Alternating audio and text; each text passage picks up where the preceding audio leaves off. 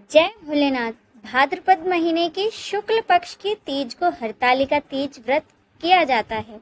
इसमें भगवान शिव और मां पार्वती की पूजा अर्चना की जाती है। कहते हैं इनकी पूजा से महिलाओं को अखंड सौभाग्य का वरदान मिलता है। इस बार हरतालिका तीज व्रत 18 सितंबर सोमवार को मनाया जाएगा। यह व्रत थोड़ा कठिन होता है। इस बार हरतालिका तीज पर बहुत ही शुभ संयोग बन रहे हैं जो महिलाओं के सौभाग्य में वृद्धि करेंगे। इन संयोगों में व्रत बहुत ही फलदायी होगा। तीज के दिन रवि और इंद्र योग में पूजा होगी। साथ ही चित्रा और स्वाति नक्षत्र का निर्माण हो रहा है।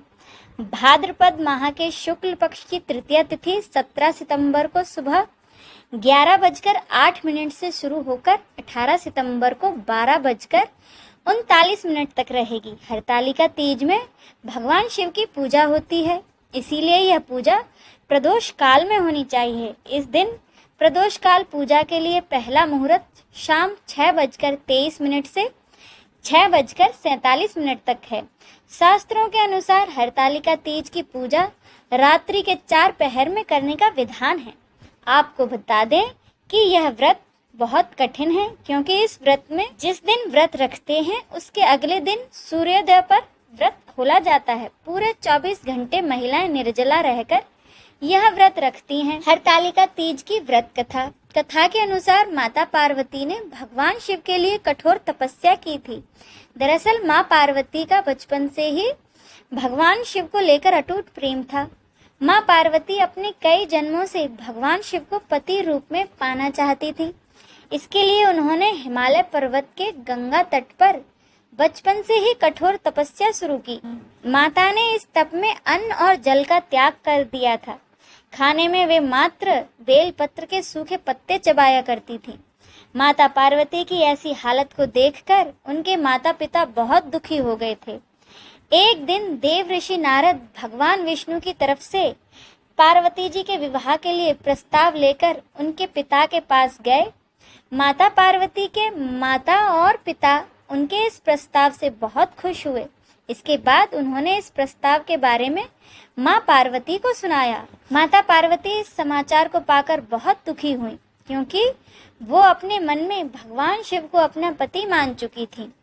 माँ पार्वती ने अपनी बात अपनी सखी को बताई। इसके बाद अपनी सखी की सलाह पर माँ पार्वती एक घने वन में एक गुफा में भगवान शिव की आराधना करने लगी। भाद्रपद तृतीया शुक्ल के दिन हस्त नक्षत्र में माँ पार्वती जी ने मिट्टी से शिवलिंग बनाकर उसकी विधिवत पूजा की और रात भर जागरण किया। माँ पार्वती के तप से खुश होकर भगवान भोलेनाथ ने माता को अपनी पत्नी के रूप में स्वीकार कर लिया था। इस दिन कहा जाता है कि जिस कठोर तपस्या से माँ पार्वती ने भगवान शिव को पाया, उसी तरह से इस व्रत को करने वाली सभी महिलाओं के सुहाग की उम्र लंबी होती है और उनका वैवाहिक जीवन खुशहाल रहता है। माना जाता है कि जो इस व्रत को पूरे विधि विधान से और श्रद्धा पूर्वक करते हैं, उनकी सभी इच्छाएं पूर्ण होती हैं। तीज के इस व्रत का पारण चतुर्थी तिथि के सूर्योदय में किया जाता है। अगर आपकी शादी के बाद यह आपका पहला तीज का व्रत है तो आप अच्छे से इसके नियम पता कर लें, क्योंकि जिस तरह आप पहली बार तीज का व्रत रखेंगे उसी तरह आपको हर साल रखना होगा। कहते हैं कि इस व्रत को एक बार जैसे रखते हैं उसी तरह जीवन भर रखना होता है। किसी भी साल आप इस व्रत को छोड़ नहीं सकते हैं। तीज के व्रत में अन्न, जल और फल 24 घंटे कुछ नहीं खाना होता है। इस व्रत को पूरी श्रद्धा भाव से करें और भगवान शिव और माँ पार्वती का जागरण करें। दिन में नहीं सोएं। अगर आप किसी कारणवश इस व्रत को छोड़ रही हैं तो आपको उद्यापन करना होगा और अपनी सास या देवरानी जेठानी को यह व्रत देना होगा।